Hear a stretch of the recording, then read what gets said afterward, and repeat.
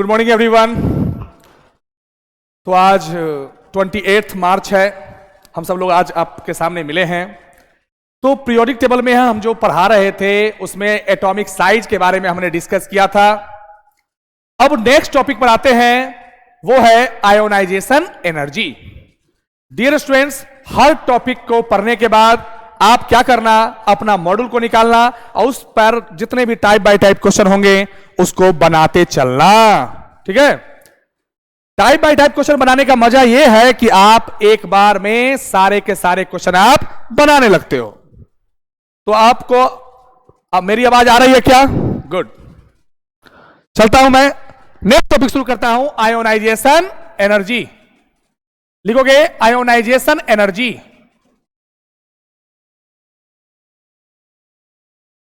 Dear students, कभी भी किसी टॉपिक को समझने से पहले उसका हमें कोर कॉन्सेप्ट या डेफिनेशन समझना होता है। कोई पूछे कि आयोनाइजेशन एनर्जी क्या है तो क्या कहोगे?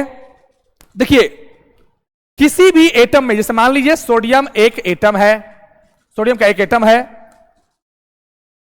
उसके डिफरेंट डिफरेंट सेल्स हैं। आप जानते हो ना कि सोडियम का एटॉमिक नंबर कितना होता है? 11, यानी 2, 8, 1। डियर स्टूडेंट, आप देखो इसमें गौर से, तो इसमें दो तरह के इलेक्ट्रॉन हैं। एक है कर्नल इलेक्ट्रॉन और एक है valence electron.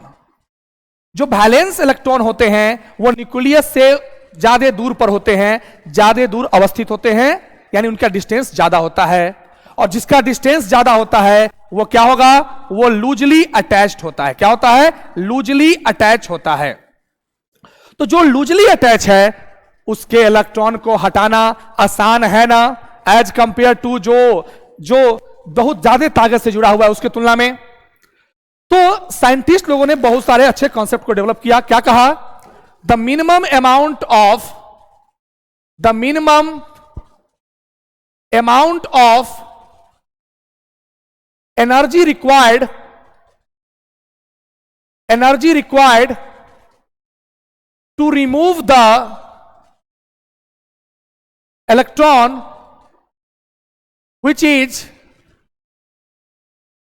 loosely attached, which is क्या? loosely attached। और loosely attached कौन सा इलेक्ट्रॉन होता है डियर? वैलेंस इलेक्ट्रॉन होता है जनरली। तो जो लूजली अटैच इलेक्ट्रॉन है उसको हटाने के लिए जो मिनिमम अमाउंट ऑफ एनर्जी चाहिए उसे हम क्या बोलते हैं? आयोनाइजेशन एनर्जी कहते हैं। ठीक है, अब थोड़ा समझते हैं कि आयोनाइजेशन एनर्जी होता कैसे है, किस कॉन्सेप्ट पर होता है। सबसे पहले आप जानते हो डियर कि मेटल जनरली किस फॉर्म में पाए जाते हैं? सॉलिड फॉर्म में पाया जाता है। और इलेक्ट्रॉन को निकाला या इजेक्शन जो किया जाता है वो हमेशा गैसियस फेज में कन्वर्ट करके किया जाता है। तो सबसे पहले अगर कोई मेटल या कोई भी अगर कोई मेटल है तो क्या होगा? वो सॉलिड फॉर्म में होगा। सॉलिड को उसके गैसियस फॉर्म में कन्वर्ट करने के लिए जो हम एनर्जी लगाते हैं उसे क्या बोलते हैं डियर? उसको बोलते हैं सब्लिमेशन एनर्जी। याद रखना, कभी भी किसी इलेक्ट्रॉन को किसी भी एटम से इलेक्ट्रॉन हटाने के लिए उसको गैसियस फेज में कन्वर्ट करना होता है। तो जब भी अगर किसी सॉलिड को गैसियस फेज में कन्वर्ट करते हैं तो उसके लिए जो अमाउंट ऑफ एनर्जी लगाते हैं उसे क्या कहते हैं? सब्लिमेशन एनर्जी बोलते हैं। सॉलिड से डायरेक्ट गैस में कन्वर्ट करने को क्या बोलते हैं? Sublimation energy. और गैसियस फॉर्म में कन्वर्ट करने के बाद उसके इलेक्ट्रॉन को हटाने के लिए जो अमाउंट ऑफ एनर्जी चाहिए उसे क्या बोलते हैं? आयोनाइजेशन एनर्जी बोलते हैं। तो कोई आपसे पूछे कि आयोनाइजेशन एनर्जी क्या है, you can easily say that जो अमाउंट ऑफ एनर्जी रिक्वायर्ड है जिसके द्वारा जो वैलेंस सेल में इलेक्ट्रॉन है उसको हटाया जा सके उसे क्या बोलते हैं हम लोग? आयोनाइजेशन एनर्जी कहते हैं। अब डियर स्टूडेंट्स, इलेक्ट्रॉन हटाने के लिए हमें बाहर से एनर्जी देनी हो रही है ना। अगर हम बाहर से एनर्जी देते हैं, देखिए एनर्जी दो तरह के होते हैं। एनर्जी क्या है? दो तरह का होता है। एक होता है एक्सोथर्मिक और एक होता है एंडोथर्मिक। अगर एनर्जी रिलीज हुई, एनर्जी अगर क्या हुआ? रिलीज हुआ, यानी क्या हो गया? निगेटिव, तो क्या होगा? एक्सोथर्मिक। अगर एनर्जी एब्जॉर्ब हुई, एनर्जी क्या हुआ? एब्जॉर्ब हुआ, तो क्या होगा? पॉजिटिव, यानी एंडोथर्मिक। यहां पर हमें इलेक्ट्रॉन हटाने के लिए बाहर से एनर्जी देना पड़ रहा है। तो जरा सोच के देखो, अगर हमें एनर्जी देनी पड़ रही है, यानी वहां जो एटम है, यानी वहां जो गैसियस फेज में जो एटम कन्वर्ट हो चुका है, वो एनर्जी को एब्जॉर्ब करेगा ना। और एनर्जी को अगर कोई एब्जॉर्ब किया तो कौन सा प्रोसेस, कौन सा प्रोसेस? Endothermic process. लिखोगे चला के ionization energy is, ionization energy is endothermic process. Endothermic process याद रखना, क्यों? यानी इसकी जो एनर्जी होगी हमेशा पॉजिटिव लेंगे। क्यों लेंगे? क्योंकि हम बाहर से एनर्जी को देते हैं, और जब सिस्टम को एनर्जी देते हैं, जब सिस्टम एनर्जी एब्जॉर्ब करता है, तो कौन सा प्रोसेस? इंडोथर्मिक प्रोसेस कहलाता है। Are you getting my point? अब देखिए डियर, समझते हैं कुछ बातों को। यानी कि जब भी किसी सॉलिड को गैसियस फॉर्म में कन्वर्ट करते हैं तो उसे क्या बोलते हैं? उसको बोलते हैं सब्लिमेशन एनर्जी।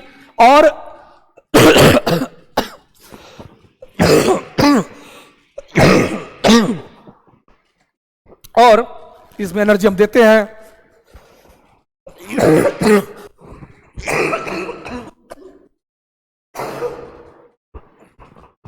यहां पर सिस्टम एनर्जी क्या कर रहा है? एब्जॉर्ब कर रहा है। तो क्या बोलेंगे इसको? इंडोथर्मिक प्रोसेस बोलेंगे। क्या बोलेंगे? इंडोथर्मिक प्रोसेस कहते हैं। चलिए नेक्स्ट टॉपिक पर बढ़ते हैं आगे। अब देखते हैं, ठीक है, next successive ionization energy. Successive ionization energy. कोई पूछे सक्सेसिव का मतलब क्या? सक्सेसिव का मतलब होता है 1 by 1। हम एक एक करके, जैसे मान लीजिए किसी के वैलेंस इलेक्ट्रॉन 3 है, तो एक बार में 3 इलेक्ट्रॉन को नहीं हटाएंगे, बारी बारी से एक को हटाएंगे, फिर दूसरा हटाएंगे, फिर तीसरा हटाएंगे। तो 1 by 1 इलेक्ट्रॉन को जब हटाया जाता है, 1 by 1 इलेक्ट्रॉन को जब क्या किया जाता है? रिमूव किया जाता है, हटाया जाता है, उसे क्या बोलते हैं? उसमें जो एनर्जी लगता है उसे क्या बोलते हैं? सक्सेसिव आयोनाइजेशन एनर्जी बोलते हैं। जैसे मान लीजिए कोई मेटल है, वो गैसियस फॉर्म में कन्वर्ट कर चुके हैं, इसमें पहला इलेक्ट्रॉन को हटा रहे हैं, तो इसको क्या बोलेंगे? First ionization energy. क्या बोलूंगा मैं? Ionization energy first. क्या कन्वर्ट होगा? M+ गैस में। फिर दूसरा, मान लीजिए जब M+ में कन्वर्ट हो गया, अब दूसरा इलेक्ट्रॉन हटाना है, तो हम क्या करेंगे? दूसरी बार क्या करेंगे? एनर्जी देंगे ना। तो किस में कन्वर्ट होगा बताओ? M2+ में कन्वर्ट होगा। फिर मान लीजिए तीसरी बार इलेक्ट्रॉन को हटानी है, और जब तीसरी बार इलेक्ट्रॉन हटानी है तो फिर क्या करूंगा? तीसरी बार एनर्जी सप्लाई करूंगा ना। तो इसे क्या बोलूंगा बताओ? इसको बोलेंगे third ionization energy. Dear students, ये लैबोरेटरी का कॉन्सेप्ट है, और मैं थ्योरेटिकल कॉन्सेप्ट से आपको समझाने की कोशिश करूंगा। ऐसा जनरली देखा गया कि पहला इलेक्ट्रॉन जैसे ही हटा, इफेक्टिव न्यूक्लियर चार्ज, यानी न्यूक्लियर का जो चार्ज है, न्यूक्लियस ज्यादा हावी हो गया, न्यूक्लियर चार्ज बढ़ गया। और जानते हो ना, न्यूक्लियर चार्ज जब बढ़ जाता है तो फोर्स ऑफ अट्रैक्शन बढ़ जाता है ना, क्योंकि न्यूक्लियस में कौन मौजूद है? प्रोटॉन मौजूद है, इलेक्ट्रॉन, प्रोटॉन मौजूद है। तो न्यूक्लियर चार्ज जब बढ़ जाएगा, यानी अब जो इलेक्ट्रॉन बच गया उसके प्रति उसका चाहत यानी अट्रैक्शन क्या होगा? बढ़ जाएगा। यानी अब इलेक्ट्रॉन को हटाने में हमें एनर्जी ज्यादा लगानी होगी। यानी अगर आप इसको वैल्यू को देखोगे ना, तो क्या ऑब्जर्व करोगे? तो देखा गया, ऐसे साइंटिस्ट ने क्या देखा? सक्सेसिव आयोनाइजेशन एनर्जी का जो ऑर्डर है वो फर्स्ट आयोनाइजेशन एनर्जी से ज्यादा होता है, सेकेंड आयोनाइजेशन एनर्जी, और सबसे ज्यादा होता है थर्ड आयोनाइजेशन एनर्जी। अगर मान लीजिए किसी में से 8 इलेक्ट्रॉन हटाया जाए, मान लीजिए जैसे नियोन है, तो इतना 8 बार हमको आयोनाइजेशन एनर्जी लगाना होगा। तो इतना ज्यादा आयोनाइजेशन एनर्जी लगाने के चलते केमिस्ट्री का कंसेप्ट ही है सस्ता में काम करना है। क्या करना है? सस्ता में। यानी कि सक्सेसिव आयोनाइजेशन एनर्जी का ऑर्डर क्या होगा?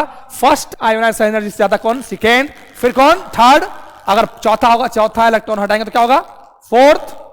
5वां हटाएंगे तो फिफ्थ, ऐसा कुछ। ठीक है, तो इस तरह से ये सक्सेसिव आयोनाइजेशन एनर्जी क्या है? ऑर्डर है। अब लिखोगे next, factors on which ionization energy depends. किस किस फैक्टर पर आयोनाइजेशन एनर्जी डिपेंड करता है?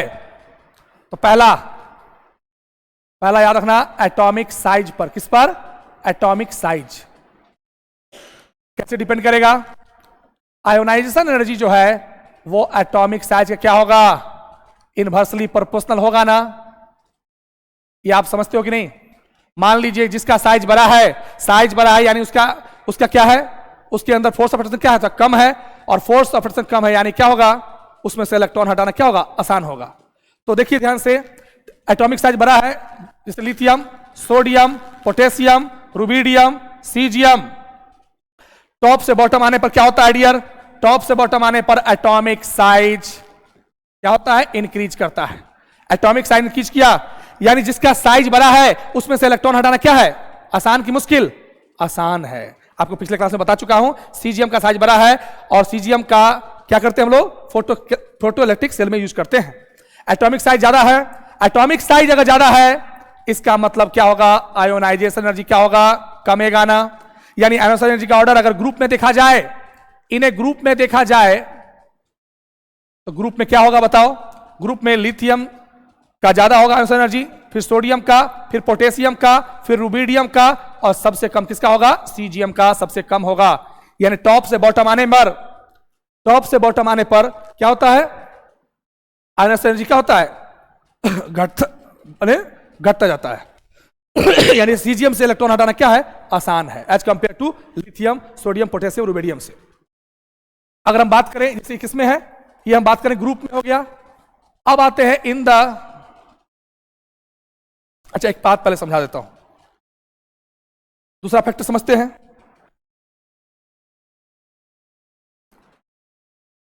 पेनिट्रेशन पावर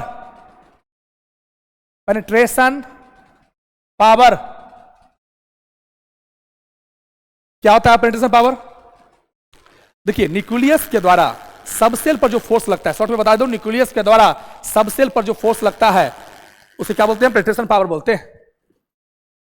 द फोर्स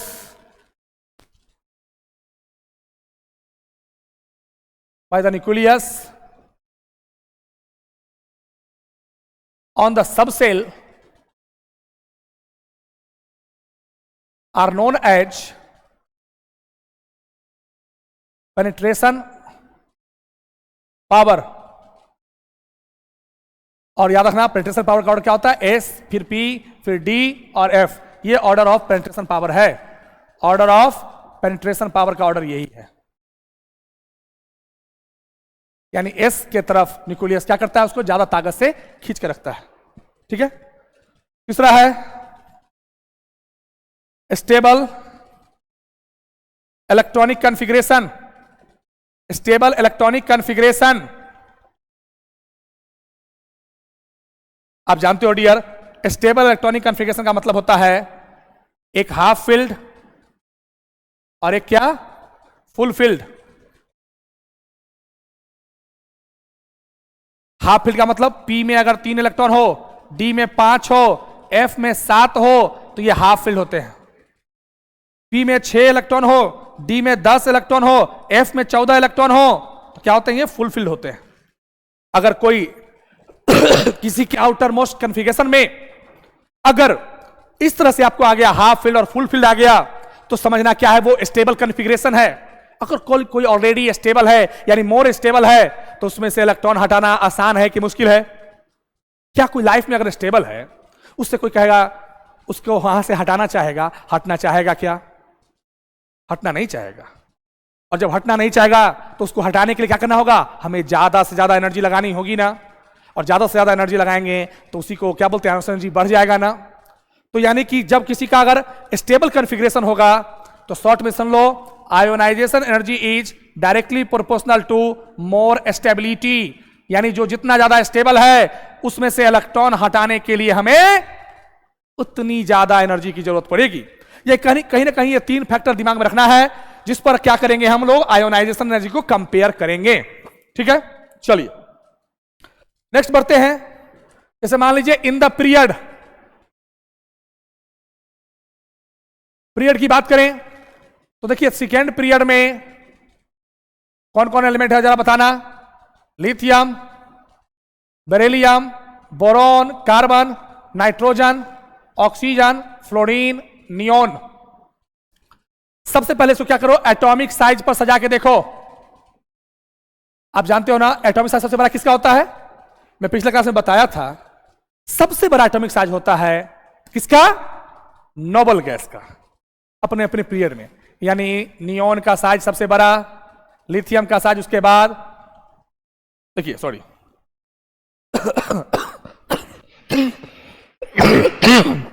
फिर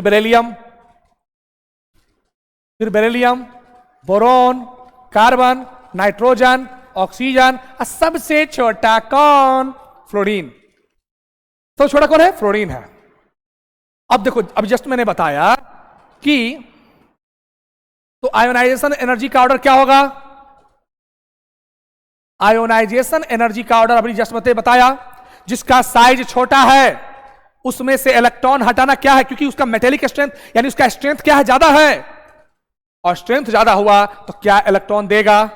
मान लीजिए कोई गरीब आदमी है, उसको कहीं से 2 रोटी मिल गया, अब उससे कोई इलेक्ट्रॉन रोटी लेना चाहे तो क्या आसानी से देगा? बेचारा बहुत दिन से खुद भूखा है, कैसे देगा सोचो? तो उसके लिए बहुत ज्यादा मान मनौती करना होगा, उसको काफी चांद तारा का दुनिया दिखाना होगा, है ना?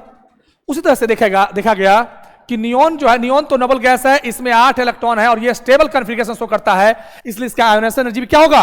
ज्यादा होगा। लिथियम का साइज क्या है? लिथियम का साइज छोटा है कि बड़ा? बड़ा है साइज, किससे? पीछे के जितने भी एलिमेंट हैं उससे। अब मैं कुछ इसमें बात कॉन्सेप्ट को डेवलप करता हूं, देन आफ्टर समझते हैं। हम देखते हैं पहले बेरिलियम और बोरोन में किसका फर्स्ट आयोनाइजेशन एनर्जी ज्यादा है और किसका कम है। बेरिलियम एटॉमिक नंबर होता है 4, 1s2 2s2। इसका क्या होता है? 1s2 2s2 2p1। Dear students, यहां गौर से देखो तो एस क्या है? मैं बोल सकता हूं एस क्या है? फुल्ली फिल्ड है, और यहां जो आउटर मोस्ट सेल में जो पी है वो क्या है? हाफ फिल्ड है। लेकिन हाफ फिल्ड नहीं है, मतलब इसमें एक ही इलेक्ट्रॉन है। लेकिन एस को कंपैरिजन जब भी करेंगे वो पेनिट्रेशन पावर से करते हैं, और पेनिट्रेशन पावर क्या है? न्यूक्लियस के द्वारा सबसेल पर जो फोर्स लगता है, न्यूक्लियस के द्वारा सबसेल पर जो फोर्स लगता है उसे क्या बोलते हैं? पेनिट्रेशन पावर बोलते हैं। और पेनिट्रेशन पावर का ऑर्डर क्या है? एसपीडीएफ। अब डियर स्टूडेंट्स, यहां पर पेनिट्रेशन पावर यहां एस है, इसके लास्ट में पी है। पेनिट्रेशन पावर किसका ज्यादा होता है? न्यूक्लियस किसको अपनी ओर ज्यादा ताकत से खींचता है? एस को। तो दोनों में पेनिट्रेशन पावर ज्यादा किसका होगा? बेरिलियम का होगा कि बोरोन का होगा? बेरिलियम का कि बोरोन का? पेनिट्रेशन पावर ज्यादा किसका होगा? हाँ, पेनिट्रेशन पावर ज्यादा किसका हो गया? पेनिट्रेशन पावर ज्यादा हो गया किसका? पेनिट्रेशन पावर ज्यादा हो गया किसका? बेरिलियम का ज्यादा हो गया किससे? बोरोन से। यानी न्यूक्लियस बेरिलियम को ज्यादा ताकत से अपनी ओर खींचे हुए है। न्यूक्लियस बेरिलियम को ज्यादा ताकत से अपनी ओर खींचे हुए है। अब न्यूक्लियस में तो क्या? Positive charge. अगर बाहर के इलेक्ट्रॉन को वो बहुत ताकत से पकड़े हुए है, जाने नहीं देगा, तो उसमें से इलेक्ट्रॉन हटाना आसान है कि मुश्किल है? इलेक्ट्रॉन हटाना मुश्किल हो गया। इलेक्ट्रॉन हटाना मुश्किल हुआ यानी हमें ज्यादा से ज्यादा एनर्जी देनी होगी ना। यानी अगर पेनिट्रेशन पावर ज्यादा जिसका है उसका आयोनाइजेशन एनर्जी क्या होगा? कम होगा ना। यानी बेरिलियम का आयोनाइजेशन एनर्जी क्या होगा? कम होगा। किससे? बोरोन से। ओ सॉरी, न्यूक्लियस ज्यादा हो गया, ज्यादा होगा किससे? ज्यादा होगा किससे? पेनिट्रेशन पावर ज्यादा यानी न्यूक्लियर चार्ज ज्यादा, और न्यूक्लियर चार्ज ज्यादा हुआ तो बेरिलियम का क्या होगा? पेनिट्रेशन क्या होगा? ज्यादा होगा किससे? बोरोन से। वहां भी कहना कि बेरिलियम में से अब इलेक्ट्रॉन हटाना क्या हो गया? मुश्किल हो गया। उस तरह से और देखते हैं, एक और इसमें स्पेशल केस है, नाइट्रोजन और कौन? ऑक्सीजन। आप जानते हो एटॉमिक नंबर कितना है इसका? 7। इसका कितना होता? 8। इसका कॉन्फ़िगरेशन करो, क्या निकलेगा? 1s2 2s2 2p3। इसका क्या होगा? 1s2 2s2 2p4। देख लो। हाँ, इसके आउटर मोस्ट सेल में क्या है? 2p3 है। इसके आउटर मोस्ट सेल में क्या है? 2p4 है। आपने स्ट्रक्चर ऑफ एटम में पढ़ा है, ये 3 इलेक्ट्रॉन का है, और ये क्या है? 4 इलेक्ट्रॉन का है। ये हाफ फिल्ड है ना, और ये अगर हाफ फिल्ड है यानी क्या है? ज्यादा सिमेट्रिक है। और आप जानते हो कि ज्यादा अगर सिमेट्रिकल है तो स्टेबिलिटी क्या होगी इसकी? मोर स्टेबल होगा ना। और ज्यादा स्टेबल है, जो ज्यादा स्टेबल है उससे इलेक्ट्रॉन निकालना आसान है या मुश्किल? मुश्किल है ना।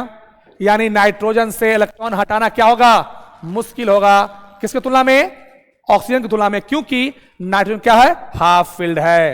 यानी फर्स्ट आयोनाइजेशन एनर्जी नाइट्रोजन का ज्यादा होगा, किससे, ऑक्सीजन से होगा। फर्स्ट आयोनाइजेशन एनर्जी किसका ज्यादा होगा, नाइट्रोजन का ज्यादा किससे होगा, ऑक्सीजन से। ये दो बात आप दिमाग में रखने हैं। अब इसको मैं सजाता हूं, सबसे पहले तो एटॉमिक साइज के बेस पर सजाता हूं, देन आफ्टर उसमें क्या स्वेपिंग होगा, क्या इंटरचेंज होगा, वो भी हम देखेंगे।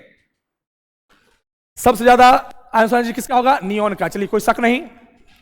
उसके बाद मैं इसको पहले सजा लेता हूं, पहले सबसे पहले सजा लेते हैं।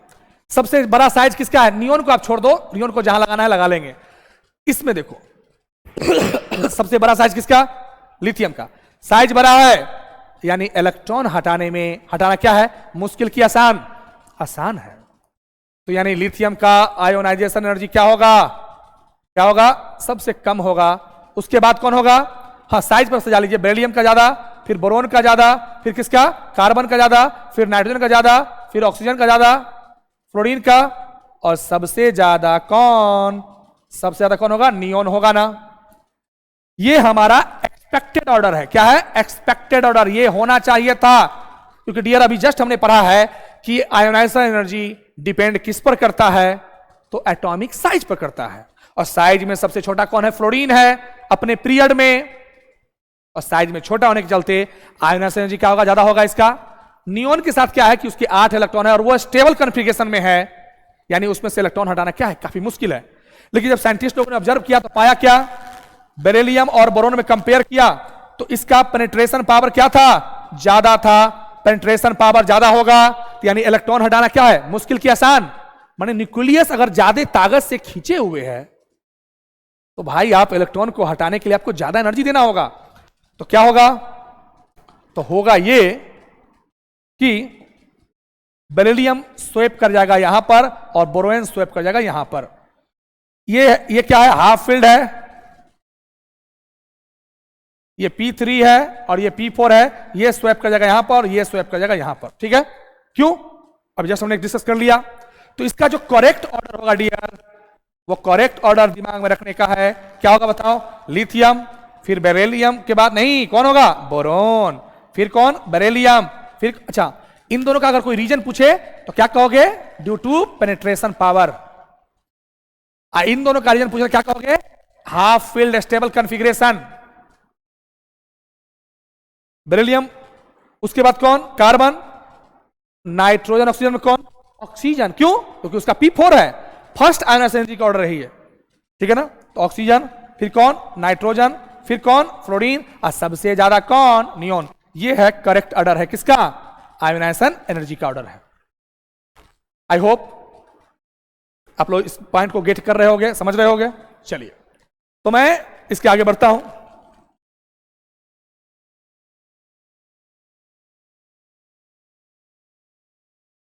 ठीक है, तो आयोनाइजेशन एनर्जी के बारे में हम लोग इतना चीज जाने।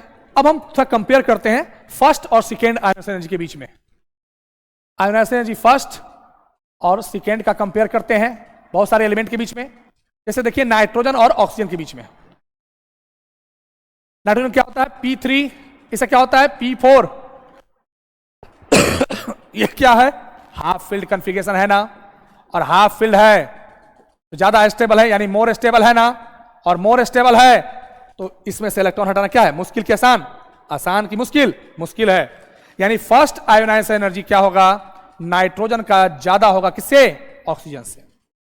लेकिन जैसे ही एक इलेक्ट्रॉन हटा तो अब नाइट्रोजन के पास क्या बच गया, P2, और ऑक्सीजन के पास क्या बचा, ऑक्सीजन O+ के पास क्या बचा, P3। अब बताओ ज्यादा स्टेबल कौन है, अब ये ज्यादा स्टेबल है, मोर स्टेबल है। क्यों, क्योंकि फास्फोर आपको बताया था मैं, P में कितना होना चाहिए, 6 हुआ तो फुल फील्ड और 3 हुआ तो हाफ फील्ड। तो सेकेंड आयोनाइजेशन एनर्जी ज्यादा किसका होगा डियर, सेकेंड आयोनाइजेशन एनर्जी ज्यादा किसका होगा, O+ का होगा, यानी ऑक्सीजन का होगा। तो नोट में एक बात लिख लो, नोट में लिखिएगा, first ionization energy of nitrogen is more than oxygen and second ionization energy of oxygen is more than nitrogen. More than क्या, नाइट्रोजन। ठीक है, तो इस तरह से आप कंपेयर करके देख सकते हैं। उसी तरह से बात करें पीरियड थर्ड का, थर्ड पीरियड में कौन एलिमेंट है जरा बताओ, है ना, कौन, सोडियम, मैग्नीशियम, एल्युमिनियम, है ना, सिलिकॉन, फिर phosphorus, sulphur, chlorine and last is argon. अगर इसके आयनाइजेशन एनर्जी के ऑर्डर को सजाएं तो क्या सजेगा? जरा सोच के देखो, सबसे बड़ा, सबसे इसके आयनाइजेशन एनर्जी को पहले सजा लो। सोडियम का साइज, आर्गन को छोड़ दीजिए, आर्गन को छोड़ दीजिए, सबसे ज्यादा आयनाइजेशन एनर्जी किसका होगा? क्लोरीन का होगा ना। उसके बाद सल्फर और फास्फोरस में टक्कर है, क्या टक्कर है? ये होगा P3, ये होगा P4, इंटरचेंज होगा ना। Y interchange? क्योंकि सल्फर का 4 चाहिए, 4 इलेक्ट्रॉन है, यानी हाफ फिल्ड नहीं है, जबकि फास्फोरस हाफ फिल्ड है, यानी मोर स्टेबल है। क्या होगा?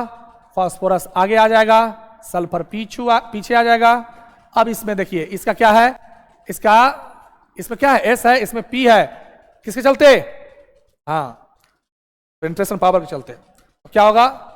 सल्फर आ गया, फिर कौन? सिलिकॉन में कोई दिक्कत नहीं, इसमें भी इंटरचेंज होगा, मैग्नीशियम आगे आ जाएगा, एल्युमिनियम थोड़ा पीछे, सोडियम उसके बाद पहले, और सबसे लास्ट में कौन जाएगा? आर्गन जाएगा। क्यों आर्गन जाएगा? क्योंकि आर्गन क्या है?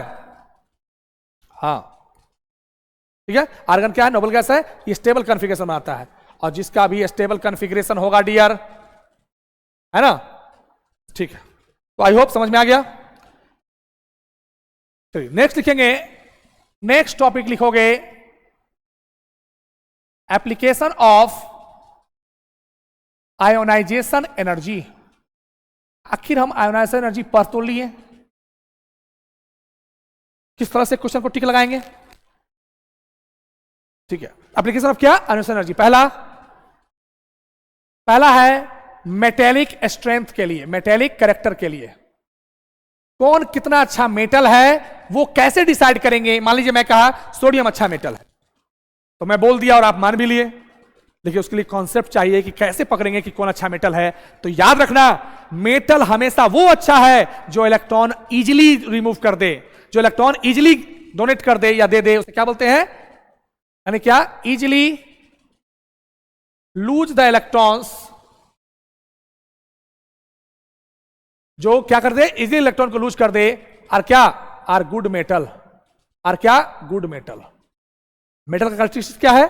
जो इजीली इलेक्ट्रॉन को लूज करे, जो आसानी से इलेक्ट्रॉन को लूज कर दिया, इट मींस वो अच्छा मेटल है। मेटल के आंसर समझना है ध्यान से। तो जरा बताओ, मेटेलिक कैरेक्टर डायरेक्टली प्रोपोर्शनल होगा कि इनवर्सली प्रोपोर्शनल होगा? हाँ, जिसका आयोनाइजेशन एनर्जी ज्यादा है, यानी उसमें से इलेक्ट्रॉन हटाने के लिए हमें ज्यादा से ज्यादा एनर्जी देना पड़ रहा है, यानी मेटेलिक कैरेक्टर क्या है? कमजोर है वो मेटल। उतना अच्छा मेटल तो स्ट्रांग हो सकता है, मेटेलिक कैरेक्टर क्या उसका? कम है, यानी आयोनाइजेशन एनर्जी जिसका कम होगा उसका मेटेलिक स्ट्रेंथ क्या होगा? ज्यादा होगा। कॉन्सेप्ट जान लीजिए। यानी कौन अच्छा मेटल है कैसे डिसाइड करेंगे? आयोनाइजेशन एनर्जी के बेस पर। यानी जिसका आयोनाइजेशन एनर्जी क्या? जिसका आयोनाइजेशन एनर्जी कम, यानी मेटेलिक स्ट्रेंथ क्या होगा डियर? मेटेलिक स्ट्रेंथ जो होगा, यानी मेटेलिक कैरेक्टर जो होगा वो क्या होगा? ज्यादा होगा। ठीक है, देखिए lithium, sodium, potassium, rubidium, caesium, आप जानते हो ना, टॉप से बॉटम आएंगे, टॉप टू बॉटम आने पर क्या होता है? Atomic size. एटॉमिक साइज क्या होता है डियर? इंक्रीज करता है ना। एटॉमिक साइज इंक्रीज किया, यानी आयोनाइजेशन एनर्जी क्या होगा? आयोनाइजेशन एनर्जी जो है वो क्या होगा? घटेगा ना। और आयोनाइजेशन एनर्जी कम हुआ, इट मींस क्या होगा? मेटेलिक कैरेक्टर क्या होगा? बढ़ जाएगा। यानी इसमें अगर मेटेलिक कैरेक्टर की बात करें तो अच्छा इलेक्ट्रॉन को आसानी से कौन लॉस करेगा? लिथियम या सीजियम? सीजियम।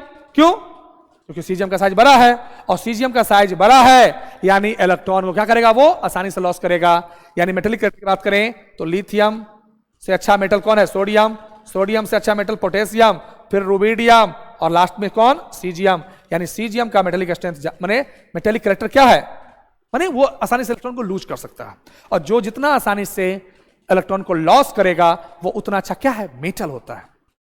ठीक है, दूसरी बात करें, नॉन मेटेलिक कैरेक्टर को डिसाइड करना हो कि कौन अच्छा नॉन मेटल है, तो how we can determine which non metal is good और नॉट। तो नॉन मेटेलिक कैरेक्टर का क्या है, ठीक इसका उल्टा है। नॉन मेटेलिक कैरेक्टर क्या होगा dear, non metallic character is क्या, directly proportional to ionization energy. यानी जब भी अगर आपको 3-4 एलिमेंट दिए हो और पूछे इसमें अच्छा नॉन मेटल कौन है, तो जिसका आयोनाइजेशन एनर्जी ज्यादा, यानी इलेक्ट्रॉन हटाने में जिसमें, क्योंकि स्वाभाविक है, क्योंकि हम बचपन से पढ़ते आ रहे हैं कि नॉन मेटल क्या करते हैं, इलेक्ट्रॉन को, नॉन मेटल चाहते हैं कि इलेक्ट्रॉन को हम गेन करें। क्या करें, इलेक्ट्रॉन को क्या करें, गेन ऑफ इलेक्ट्रॉन, इलेक्ट्रॉन को गेन करें। अब उनसे जो इलेक्ट्रॉन को लेने के लिए चाहते हैं, जो इलेक्ट्रॉन चाहते हैं कि हमको कोई दे, हम ले चाहते नहीं, हम इलेक्ट्रॉन आपका लेंगे। और इलेक्ट्रॉन अगर लीजिएगा तो क्या आसानी से देगा, नहीं देगा। और इसके लिए क्या करना होगा, हमको ज्यादा से ज्यादा एनर्जी सप्लाई करना होगा, देना होगा। और जितना ज्यादा एनर्जी सप्लाई करोगे, आयोनाइजेशन एनर्जी क्या होगा, बढ़ जाएगा। और आयोनाइजेशन एनर्जी बढ़ गया मतलब क्या, वो उतना अच्छा क्या है, नॉन मेटल है। Are you getting my point. चलिए तीसरा लिखेंगे, डिटर्मिनेशन ऑफ वैलेंस इलेक्ट्रॉन। हम लोग आयोनाइजेशन एनर्जी के हेल्प से यह भी पता लगा सकते हैं कि मान लीजिए आपके क्वेश्चन ऐसा है, 4-5 क्वेश्चन आपके मॉड्यूल में दिया है, आप देख सकते हो कि आयोनाइजेशन एनर्जी के बेस पर हम यह पता लगा सकते हैं कि इसका कितना वैलेंस इलेक्ट्रॉन है और कितना नहीं है। ठीक है, लिखोगे सबसे पहले कैसे डिसाइड करेंगे, when we check the ionization energy, लिखना लोअर आयोनाइजेशन एनर्जी, लिखना when we check the lower ionization energy before the higher jump, before the क्या, higher jump, then it is equal to valence electron. सुनना, ये बात बहुत लोगों को नहीं समझ में आ रहा होगा, मैं शॉर्ट में बता देता हूं। अगर आपसे कोई वैलेंस इलेक्ट्रॉन कितना होगा वो पूछ दे, तो क्या देखोगे dear, number of lower ionization energy before higher jump, before higher jump. कैसे पकड़ेंगे कि इसमें कितना आयोनाइजेशन, कितना वैलेंस इलेक्ट्रॉन है, मैं अभी क्वेश्चन समझाता हूं। कैसे पकड़ोगे, number of lower ionization energy before क्या, हायर जंप। अब देखते हैं, क्वेश्चन दिखाता हूं मैं। जैसे मान लीजिए एक क्वेश्चन दिया हुआ है, मान लीजिए कोई ऐसा एलिमेंट है जिसका आयोनाइजेशन एनर्जी दिया हुआ है, सक्सेसिव आयोनाइजेशन एनर्जी दिया हुआ है इस तरह से, सक्सेसिव आयोनाइजेशन एनर्जी दिया हुआ है मान लीजिए इस तरह से, सक्सेसिव आयोनाइजेशन एनर्जी दिया हुआ है मान लीजिए इस तरह से। 1 सेकेंड, ठीक है, मान लीजिए सक्सेसिव आयोनाइजेशन एनर्जी किसी एटम का दिया हुआ है, मान लीजिए 126 इलेक्ट्रॉन वोल्ट, ठीक है, मान लीजिए 343 इलेक्ट्रॉन वोल्ट, फिर 848 इलेक्ट्रॉन वोल्ट, और अगला मान लीजिए दे दिया है 5332 इलेक्ट्रॉन वोल्ट, ऐसा कुछ दे दिया।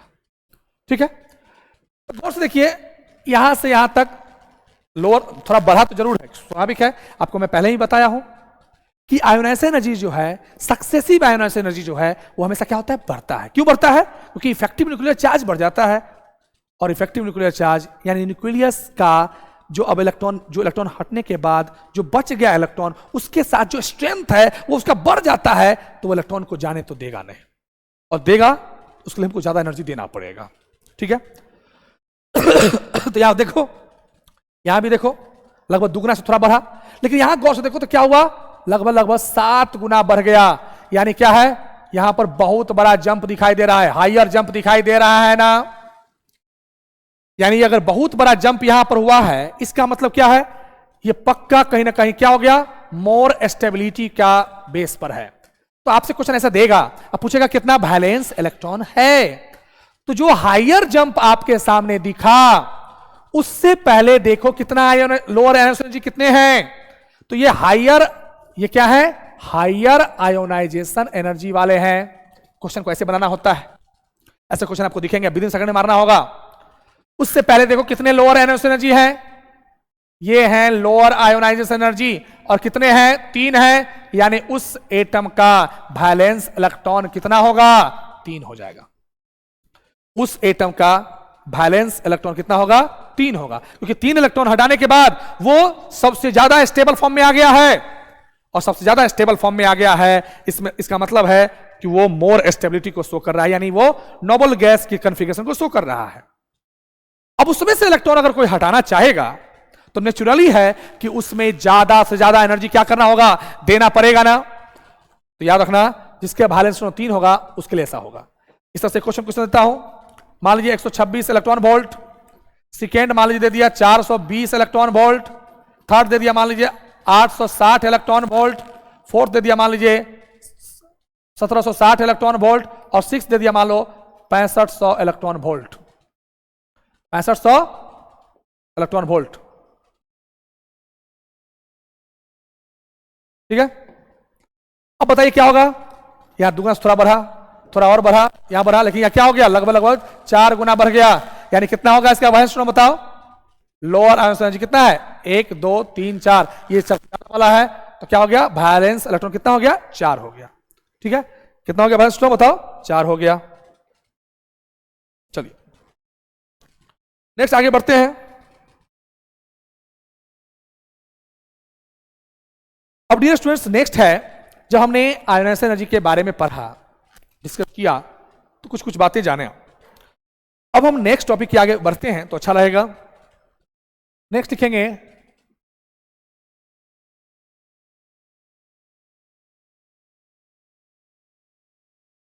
इलेक्ट्रो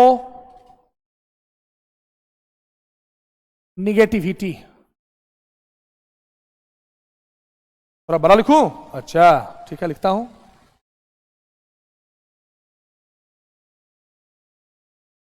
इलेक्ट्रो निगेटिविटी, ये भी एक कॉन्सेप्ट है, आधा इनऑर्गेनिक केमिस्ट्री का कॉन्सेप्ट यही है।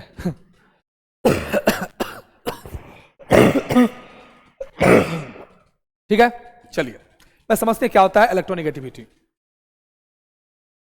डियर स्टूडेंट्स, 118 एलिमेंट हमारे पीरियोडिक टेबल में मौजूद हैं। बहुत सारे ऐसे एलिमेंट हैं जिसको इलेक्ट्रॉन के प्रति लगाव ज्यादा है। जैसे मान लीजिए एक बच्चा को आप मिठाई की दुकान पर ले जाओ, वो बच्चा को मिठाई से बहुत प्यार होता है। ऐसे प्यार हमको सबको है, कोई भी इसमें ऐसे बैठे हुए नहीं है जिनको मिठाई से नफरत है, और मिठाई से नफरत है यानी खुशी से नफरत है, तो मिठाई से प्यार करना पड़ेगा। देखिए, तो मान लीजिए एक बच्चा को लेकर गए, इलेक्ट्रॉन एफिनिटी और इलेक्ट्रॉन नेगेटिविटी में यही खास डिफरेंस है। एक बच्चा का हाथ क्या होता है, छोटा होता है, उसके अगर हाथ में मिठाई दे दे तो हो सकता है उस मिठाई के वो ज्यादा देर तक होल्ड नहीं कर सकता है, लेकिन मिठाई के प्रति प्यार बहुत है, उसको मिठाई को चाहता बहुत ज्यादा है। उसी तरह से इलेक्ट्रोनिगेटिविटी का कुछ कॉन्सेप्ट है, जो इलेक्ट्रॉन शेयरिंग में मौजूद है उसको अपनी ओर खींचने की जो कैपेसिटी है उसे क्या बोलते हैं, इलेक्ट्रोनिगेटिविटी बोलते हैं। क्या मतलब, जैसे मान लीजिए आप दो भाई सोए हुए हैं बेड पर, एक भाई काफी दबंग है, वो क्या करता है बार बार अपना वो जो चादर है, कॉमन चादर है, उसको अपनी ओर खींच लेता है ना। जो भाई दबंग है यानी जिसको चादर से ज्यादा लगाव है, वो क्या किया, अपनी ओर चादर को यानी कि जो आप ओढ़े होते हो उसे क्या करते हो, खींच लेते हो ना। यानी उसके अंदर क्या है, चादर के प्रति प्रेम ज्यादा है। उसी तरह से इलेक्ट्रोनिगेटिविटी का मतलब होता है कैपेसिटी टू अट्रैक्ट। कौन सा electron, capacity to attract shared pair of electron, shared pair of electron towards itself. क्या, टुवार्ड्स क्या, इटसेल्फ, अपने तरफ। जो इलेक्ट्रॉन ऑलरेडी शेयर में मौजूद है उसको अपनी ओर खींचने की जो कैपेसिटी है उसे क्या बोलेंगे, इसका डेफिनेशन है, कोर डेफिनेशन है क्या, टेंडेंसी टू या कैपेसिटी टू अट्रैक्ट। वो इलेक्ट्रॉन नहीं जो अनशेयर्ड है, जो शेयरिंग में मौजूद है उसको अपनी ओर खींचने की जो क्षमता होता है उसे क्या बोलते हैं, इलेक्ट्रोनिगेटिविटी बोलते हैं। अब डियर स्टूडेंट समझना, जो मोर इलेक्ट्रोनिगेटिव एलिमेंट होगा, जो more electronegative element pulls the electron towards itself। और जब इलेक्ट्रॉन, आप बचपन से पढ़ते आ रहे हो, जब इलेक्ट्रॉन को अपनी ओर खींचता है उस पर कौन सा चार्ज डेवलप होता है डियर? हाँ, partial negative charge. More electronegative elements pulls the electrons towards itself and gets, क्या गेट्स? पार्शियल, हाँ, पार्शियल नेगेटिव चार्ज।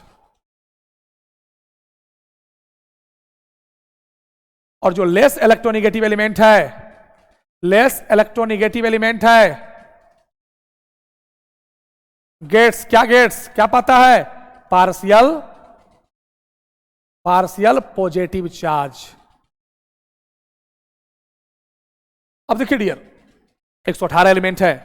ऐसा जनरली देखा गया क्या कि इलेक्ट्रोनिगेटिविटी जो है नॉन मेटल का ज्यादा अच्छा है, यानी इलेक्ट्रॉन को अपनी ओर खींचने की जो कैपेसिटी है, क्योंकि इलेक्ट्रॉन, नॉन मेटल क्या चाहता है? जो हमें इलेक्ट्रॉन ज्यादा से ज्यादा क्या करे? वो गेन करे, गेन करना चाहता है, यानी इलेक्ट्रॉन को पाना चाहता है, इलेक्ट्रॉन के प्रति उसका प्यार ज्यादा है, ताकि इलेक्ट्रॉन मिल जाएगा तो वो ऑक्टेट हो जाएगा, स्टेबल कॉन्फ़िगरेशन हो जाएगा, है ना? तो इलेक्ट्रोनिगेटिविटी क्या होता है? और आप जानते हो ना, रिस्पेक्टिव पीरियड्स में अगर आप मेटल्स और नॉन मेटल्स भी देखो, कंपेयर करो, तो पाते क्या हो? रिस्पेक्टिव पीरियड्स में नॉन मेटल का साइज, नॉन मेटल किधर है? हाँ, राइट साइड में मौजूद है पीरियोडिक टेबल में। और लेफ्ट टू राइट जाने पर क्या होता है? अगर नोबल गैस को छोड़ दें तो क्या होता है? साइज डिक्रीज करता है।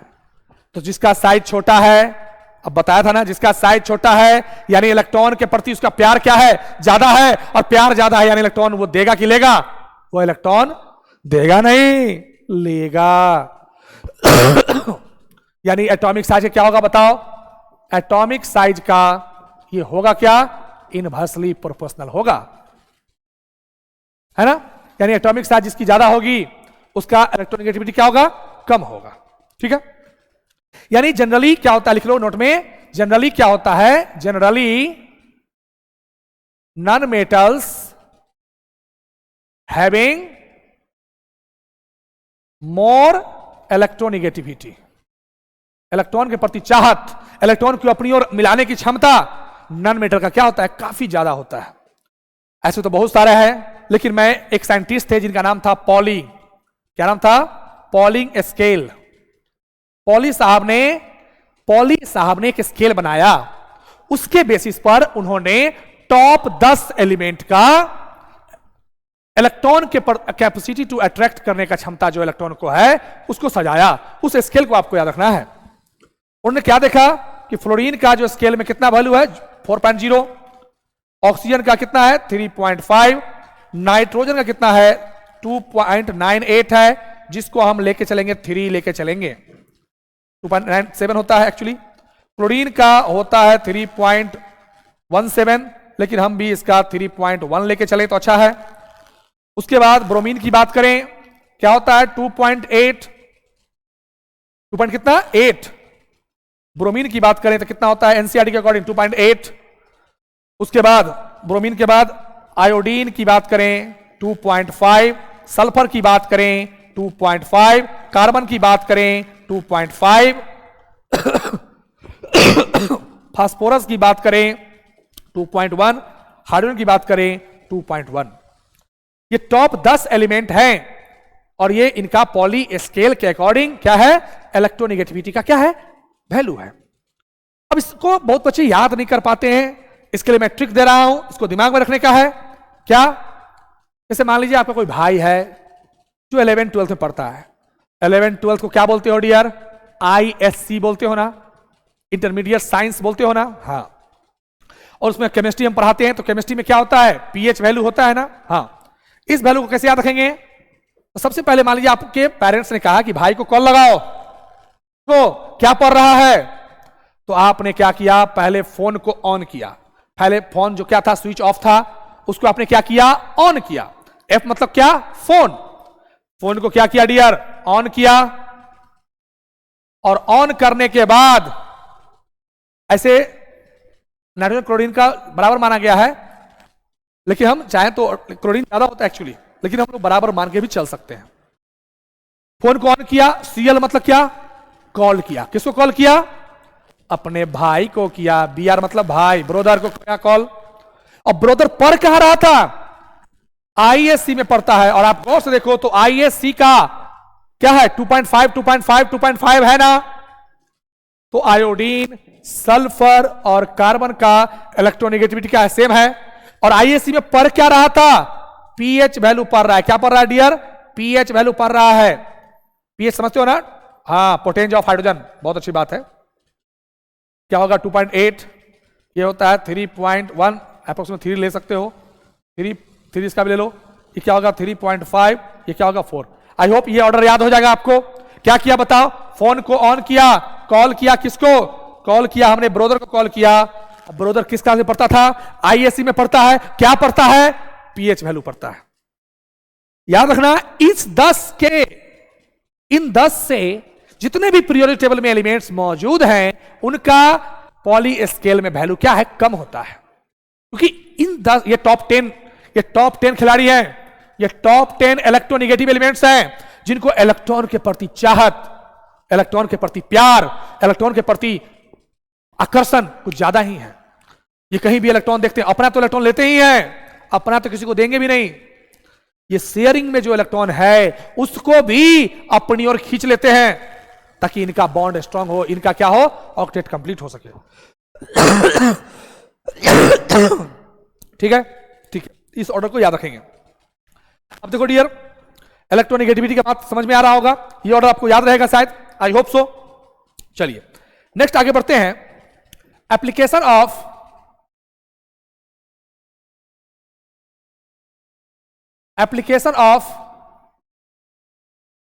इलेक्ट्रोनेगेटिविटी।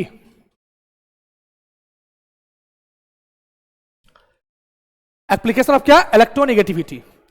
आखिर इलेक्ट्रोनेगेटिविटी का एप्लीकेशन क्या है। हमने इतना पाठ पढ़ा, अच्छी बात है, पढ़ा तो अच्छी बात है, काफी खुशी की बात है। क्यों पढ़ा, तो देखिए सबसे पहले याद रखना, एसिडिक स्ट्रेंथ, हम इलेक्ट्रोनेगेटिविटी के बेस पर भी एसिडिक स्ट्रेंथ डिसाइड कर सकते हैं।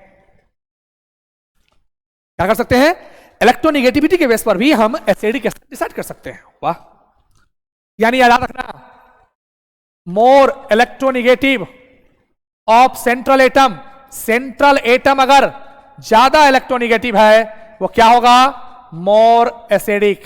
क्या होगा, उसकी एसिडिक स्ट्रेंथ क्या होगा डियर, उसकी एसिडिक स्ट्रेंथ भी उतनी ही ज्यादा होगी। क्या होगा, उसका एसिडिक स्ट्रेंथ उतना ही ज्यादा होगा।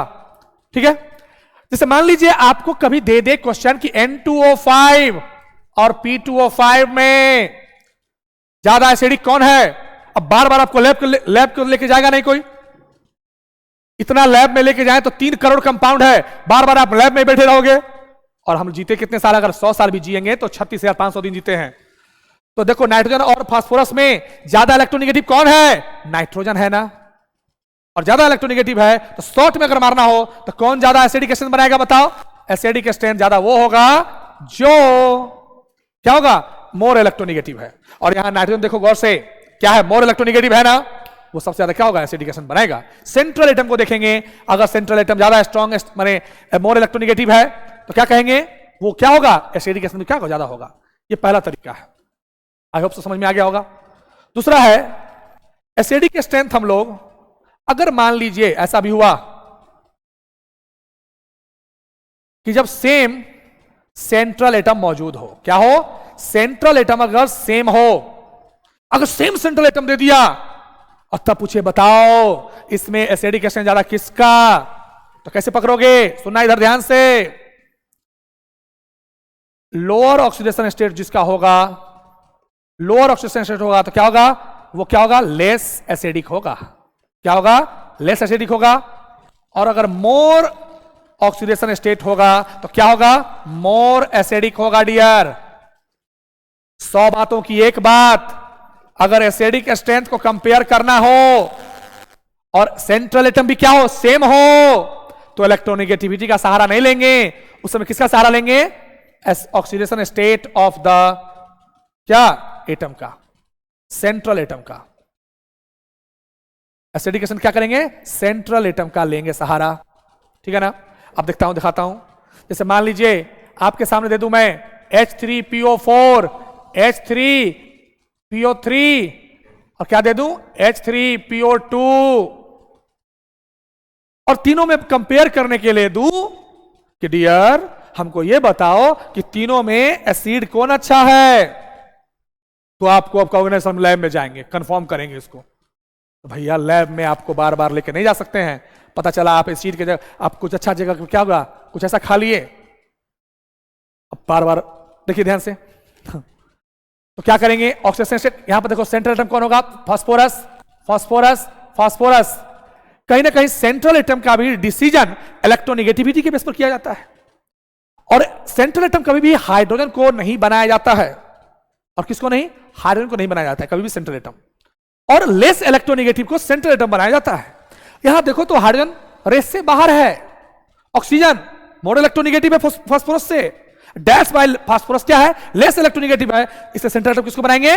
फास्फोरस को बनाएंगे। चलिए अब हम सबसे पहले क्या करें? ऑक्सीडेशन स्टेट निकालो। क्या होगा? 3 + x - 8 = 0। x क्या निकला डियर? 5। यानी H3PO4 में फास्फोरस का ऑक्सीडेशन स्टेट कितना? 5। ये क्या हो गया? 3 + x - 6 = 0। x कितना निकला? +3। अच्छा -6 क्यों लिया? ये थोड़ा अभी हो सकता है अभी नहीं पढ़े होंगे, रिडॉक्स रिएक्शन पढ़ोगे, लेकिन मैं यहां पर थोड़ा इसका एप्लीकेशन है तो उसका सिखा देता हूं। एक ऑक्सीजन क्या लेंगे? -2 लेंगे। शॉर्ट में लिख लो यहां पर, ऑक्सीजन को याद रखना क्या लेंगे? -2, और हाइड्रोजन क्या लेंगे? +1। इसको दिमाग में रखना भैया, आगे डिस्कस करेंगे। क्या हो गया? +3 निकला। इसे क्या निकलेगा? 3 + x - 4 = 0। x क्या निकला डियर? +1 निकला ना। अब बताओ ऑक्सीडेशन स्टेट किस फास्फोरस का ज्यादा है? H3PO4 का ज्यादा है ना। और जिसका ऑक्सीडेशन स्टेट ज्यादा होगा वो क्या होगा? उतना अच्छा एसिड है वो। यानी क्या होगा? एसिडिक स्ट्रेंथ का भी कंपेरिजन किससे करते हैं? इस तरह से कंपेयर कर सकते हैं। क्या होगा? एसिडिक स्ट्रेंथ का ये ऑर्डर है। कर लोगे ना? आई होप सो कर लोगे। चलिए नेक्स्ट क्वेश्चन देखते हैं। जैसे H2SO4 है और H2SO3 है, बताओ दोनों में कौन अच्छा है? स्ट्रॉन्ग एसिड कौन? Weak acid? With in second में 2 + x - 8 = 0, x = 6, x = 4। कौन है? ये 4, ये 6। कौन? ये ज्यादा एसिडिक होगा ना। जब सेंट्रल एटम सेम हो तो किसका सहारा लेंगे? ऑक्सीडेशन स्टेट का सहारा लेंगे। अच्छा बताओ तो, NO, N2O, N2O3, N2O4, इस चारों में बताओ ज्यादा एसिडिक कौन होगा? बिना लैब में जाके के बताना है। क्या होगा? इसमें +2, क्योंकि ऑक्सीजन पर क्या होता है? -2। तो हाँ क्या होगा इसका? 2x - 2 = 0। यानी x कितना हो गया? +1। इसका कितना होगा? 2x - 6 = 0। x कितना हो गया? +3। क्या हो गया? +4। अब गौर से देखो तो ऑक्सीडेशन स्टेट क्या है? ऑक्सीडेशन स्टेट क्या है? इसका +2 है, इसका +1 है, इसका क्या है? +3 है, इसका +4 है। जिसका ऑक्सीडेशन स्टेट ज्यादा वो उतना अच्छा क्या? एसिडिक। तो ज्यादा एसिडिक अच्छा कौन है बताओ? सबसे अच्छा एसिडिक कौन होगा? N2O4 सबसे अच्छा एसिडिक, उसके बाद N2O3, उसके बाद NO, उसके बाद N2O। एसिडिक एसेंस सबसे ज्यादा किसका होता है? N2O4 का होगा। आई होप कर लोगे, क्लियर है। चलो नेक्स्ट देखते हैं डियर, ठीक है। हाँ तो हम आगे बात करें तो काफी मजा आएगा बात करने में। तो एसिडिक एसिड तो कंपेयर कर सकते हैं किसके बेस पर? कहीं ना कहीं इलेक्ट्रॉनिक नेगेटिविटी के बेस पर भी कर सकते हैं, और साथ ही साथ किस पर कर सकते हैं? हाँ अब है नोमेनक्लेचर ऑफ इनऑर्गेनिक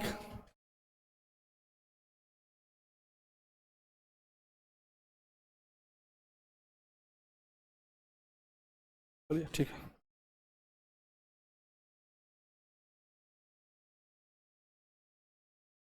ठीक है, कोई दिक्कत है किसी को? चलिए तो हम इसको आगे बढ़ाते हैं, आगे प्रोसीड करते हैं तो काफी मजा आएगा। तो इलेक्ट्रोनेगेटिविटी में और क्या क्या जानना है हमें? तो हमने ये जाना कि इलेक्ट्रोनेगेटिविटी क्या होता है, नन मेटल का इलेक्ट्रोनेगेटिविटी ज्यादा होता है। किसके तुलना में? मेटल के तुलना में। यानी इलेक्ट्रॉन के कोई प्रति जो आकर्षण है, अट्रैक्शन है, वह नन मेटल का क्या है, ज्यादा है। किसके तुलना में? किसके तुलना में? हाँ। अब देखिए डियर, बहुत सारे ऐसे ऑक्साइड हैं जो क्या होते हैं डियर, एम्फोटेरिक ऑक्साइड होते हैं। कैसे होते हैं? एम्फोटेरिक ऑक्साइड होते हैं। एम्फोटेरिक का मतलब क्या? एम्फोटेरिक का मतलब होता है जिसके अंदर एसिडिक भी हो और क्या हो, बेसिक कैरेक्टर भी हो। माने ऐसा ऑक्साइड जो क्या हो, एसिडिक भी हो और क्या हो, बेसिक हो, माने दोनों क्या कैरेक्टरिस्टिक को शो कर सकता हो, उसे क्या बोलते हैं? एम्फोटेरिक ऑक्साइड कहते हैं। लिखो, the oxides which can behaves as acidic as well as basic is known as amphoteric oxide. अब देखिए डियर, कैसे पकड़ोगे कि एम्फोटेरिक है, कैसे पकड़ेंगे कि क्या है, एम्फोटेरिक नहीं है। इसका भी टेक्निक देता हूं। इस टेक्निक को याद रखना। इस पर भी 6-7 क्वेश्चन मॉडल में दिए हुए हैं। सारे क्वेश्चन उड़ा दोगे विद इन सेकंड में। और क्वेश्चन बनाना हमें है, हमें साइंटिस्ट नहीं बनना है। क्वेश्चन जितना जल्दी बनेगा रिजल्ट आपका होगा। नीट में 180 क्वेश्चन 180 मिनट, ठीक है। अब देखिए डियर, कैसे याद रखोगे बताओ। मान लो आप काफी पार्टी लवर हो, हर चीज में पार्टी मांगते हो, तो क्या कहेगा टीचर? जिसको भी पार्टी है करनी, कहां जाओ? जाओ सब ऑस्ट्रेलिया सिडनी। क्या कहेंगे? जिसको भी, लिखोगे, जिसको भी।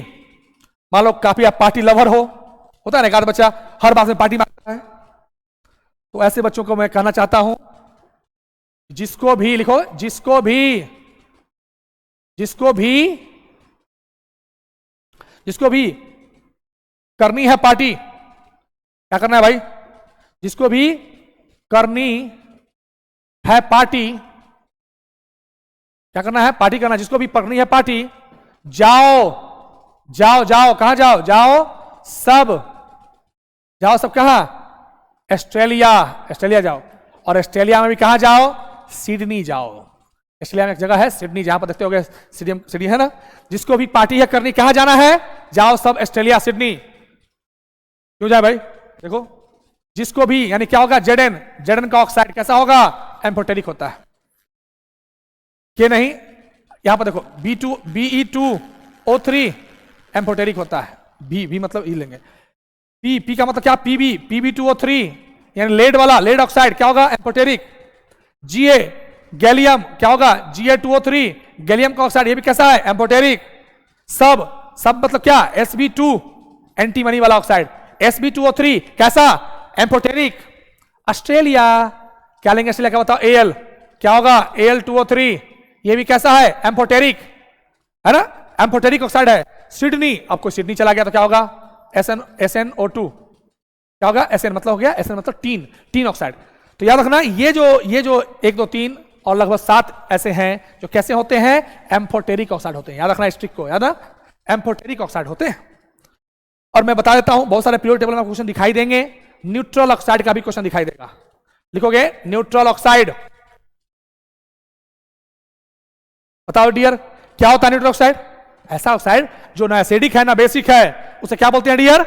हाँ, न्यूट्रल ऑक्साइड बोलते हैं। वो 4 याद रखना, यही पर क्वेश्चन पूरा भरा हुआ है। आपको मैच द फॉलोइंग पूछ देगा, है ना, उसमें मारना होगा। वो 4 याद रखना भाई। कौन कौन? CO, NO, N2O और कौन? H2O। ये 4 दिमाग में रखना। यही 4 क्या है? क्या है? न्यूट्रल ऑक्साइड है।